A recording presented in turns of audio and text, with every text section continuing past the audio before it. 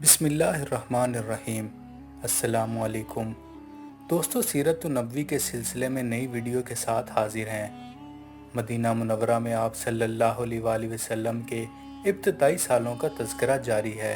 آج کی اس ویڈیو میں ہم آپ کو مدینہ منورہ کے یہودیوں کے بارے میں بتائیں گے کہ مدینہ کے یہودی نبی کریم صلی اللہ علیہ وآلہ وسلم کو آزمانے کی نیت سے کیسے کیسے سوالات کیا کرتے تھے، اور اس یہودی کے بارے میں بتائیں گے جس نے حضرت عائشہ رضی اللہ تعالیٰ عنہا پر بہتان لگایا۔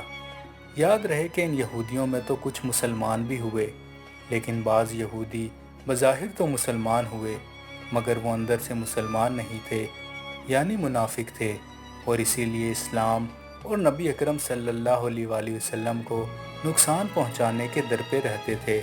یہ کہا کرتے تھے کہ جلد ایک نبی ظاہر ہوں گے جن کی ایسی صفات ہوں گی، یعنی حضور اکرم صلی اللہ علیہ وآلہ وسلم کی نشانیاں بتایا کرتے تھے۔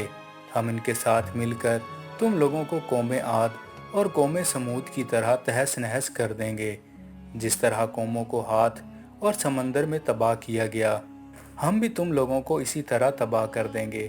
لیکن جب نبی پاک صلی اللہ علیہ وآلہ وسلم کا ظہور مبارک ہوا تو یہودی آپ صلی اللہ علیہ وآلہ وسلم کے خلاف ہو گئے اور سازشیں کرنے لگے۔ جب اہل ہجرت اسلام کے دامن میں آ گئے تو بعض صحابہ نے ان یہودیوں سے کہا، اے یہودیو، تم تو ہم سے کہا کرتے تھے کہ ایک نبی ظاہر ہونے والے ہیں جن کی ایسی صفات ہوں گی، ہم ان پر ایمان لا کر تم لوگوں کو تباہ و برباد کر دیں گے، لیکن اب جب کہ ان کا ظہور ہو گیا ہے تو تم ان پر ایمان کیوں نہیں لاتے؟ تم تو ہمیں نبی کا حلیہ تک بتایا کرتے تھے۔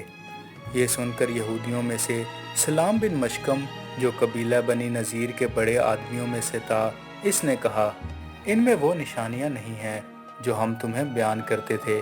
اس پر اللہ تعالیٰ نے سورہ بقرہ کی آیت نازل فرمائی جس کا ترجمہ یہ ہے، اور جب ان کے پاس اللہ کی طرف سے وہ کتاب آئی، یعنی قرآن، جو اس کتاب کی تصدیق کرنے والی ہے جو ان کے پاس پہلے سے موجود ہے، یعنی تورات، حالانکہ اس سے پہلے وہ خود اس نبی کے وسیلے سے کافروں کے خلاف اللہ سے مدد مانگا کرتے تھے۔ پھر جب ان کے پاس وہ چیز آ گئی جسے وہ خود پہچانتے تھے تو انہوں نے اس سے صاف انکار کر دیا۔ پس اللہ کی لعنت ہو ایسے کافروں پر۔ دوستو، اس بارے میں ایک روایت میں ہے کہ ایک رات حضور اکرم صلی اللہ علیہ وآلہ وسلم نے یہودیوں کے ایک بڑے سردار مالک بن سیف سے فرمایا، میں تمہیں اس ذات کی قسم دے کر پوچھتا ہوں جس نے موسیٰ علیہ السلام پر تورات نازل فرمائی، کیا تورات میں یہ بات موجود ہے کہ اللہ تعالیٰ نبی آخر الزمان مبعوث فرمانے والے ہیں؟ یہ سن کر اس نے حضرت موسیٰ علیہ السلام پر نازل ہونے والی کتاب تورات سے بھی انکار کر دیا، اور ایسا صرف جھنجھلاہٹ کی وجہ سے کیا۔ دوسرے یہودی اس پر بگڑ گئے اور انہوں نے اس سے کہا، یہ ہم نے تمہارے بارے میں کیا سنا؟ جواب میں اس نے کہا، محمد نے مجھے غصہ دلا دیا تھا، بس میں نے اس غصے سے یہ بات کہہ دی۔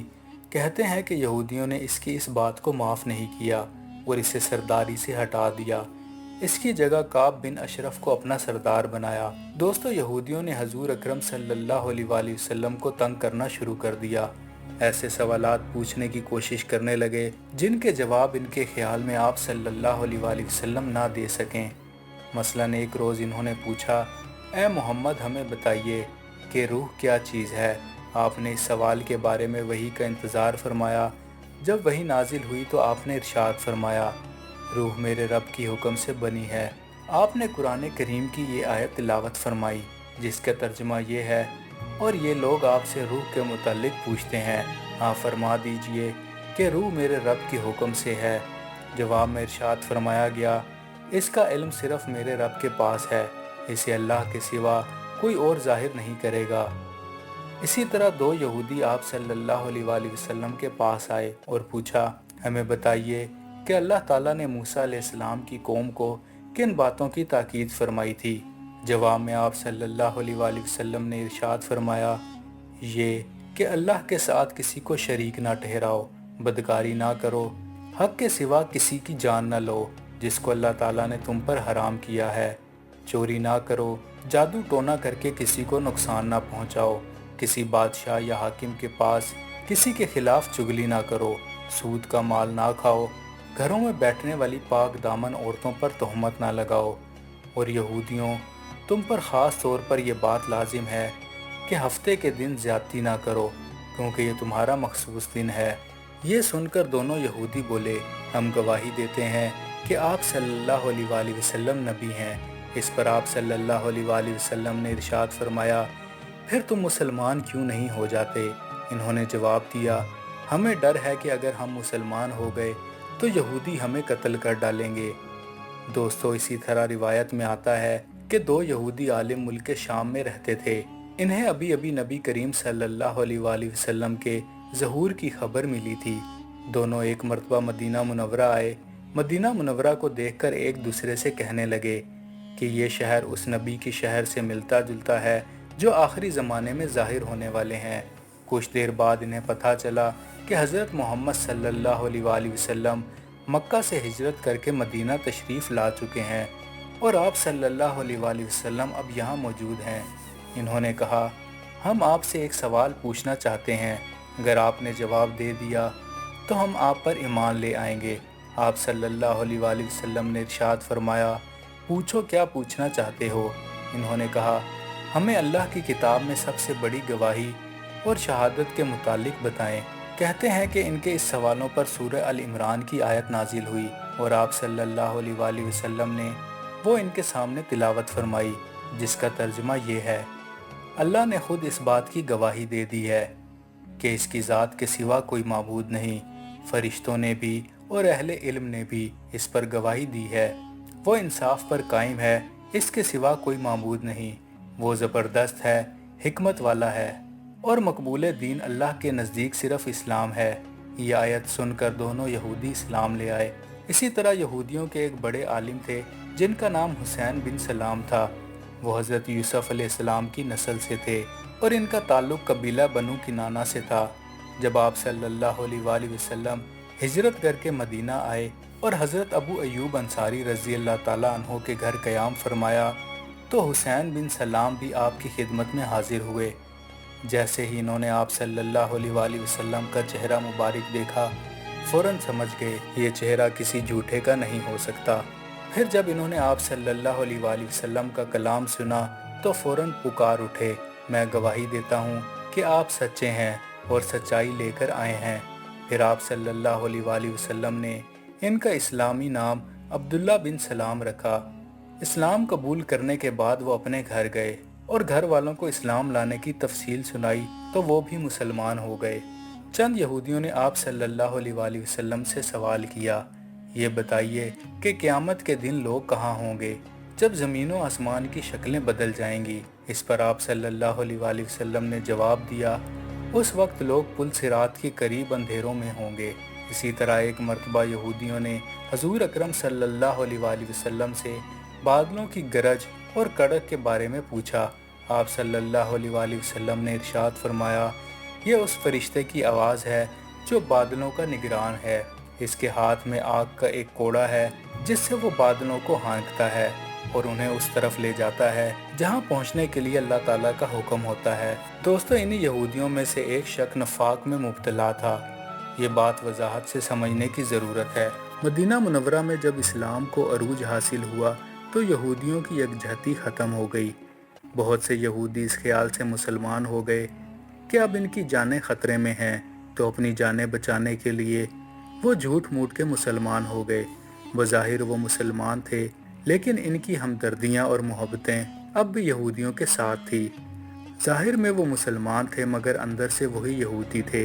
इन लोगों को अल्लाह और इसके रसूल सल्लल्लाहु अलैहि वसल्लम ने मुनाफिक करार दिया। इनकी तादाद तकरीबन 300 के करीब थी। इन मुनाफिकीन में अब्दुल्ला बिन उबी भी था और ये मुनाफिकों का सरदार था। ये मुनाफिकीन हमेशा इस फिक्र में रहते थे कि कब और किस तरह मुसलमानों को नुकसान पहुंचा सकें। मुसलमानों को परेशान करने और नुकसान पहुंचाने का कोई मौका ये हाथ से ना जाने देते थे और इनकी इन चालों का जिक्र आगे चलकर आएगा।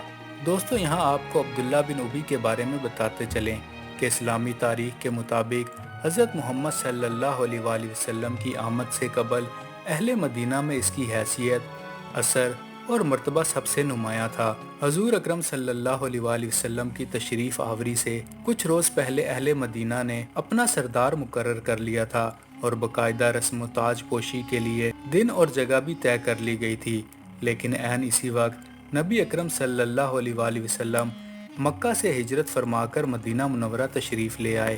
اہل مدینہ نے اپنا پہلا منصوبہ ترک کر کے اپنا تمام معاملات حضرت محمد صلی اللہ علیہ وآلہ وسلم کے سپرد کر دیے۔ یہ صورتحال دیکھ کر عبداللہ بن ابی کے دل میں آپ صلی اللہ علیہ وآلہ وسلم سے ذاتی بغض اور انا پیدا ہو گیا، اور وہ دل ہی دل میں آپ صلی اللہ علیہ وآلہ وسلم سے حسد کی آگ میں جلنے لگا، کیونکہ اہل مدینہ کے تمام قبائل کی ہمدردیاں صبح و شام رسول اللہ صلی اللہ علیہ وآلہ وسلم کے ساتھ ہو گئی تھی۔ عبداللہ بن ابی ظاہراً اسلام کے تمام احکام کی پابندی کرتا تھا، لیکن اندر ہی اندر محمد صلی اللہ علیہ وآلہ وسلم سے بغض اور عداوت کی آگ میں جل رہا تھا۔ وہ جب تک زندہ رہا اس نے اسلام کی جڑ کاٹنے کے لیے یہودیوں اور مکہ سے مشرکین سے ساز باز رکھی۔ غزوہ بدر اور غزوہ احد میں نہ صرف خود پیچھے ہٹا بلکہ اندر ہی اندر صحابہ کرام کو بھی جہاد پر جانے سے روکتا رہا۔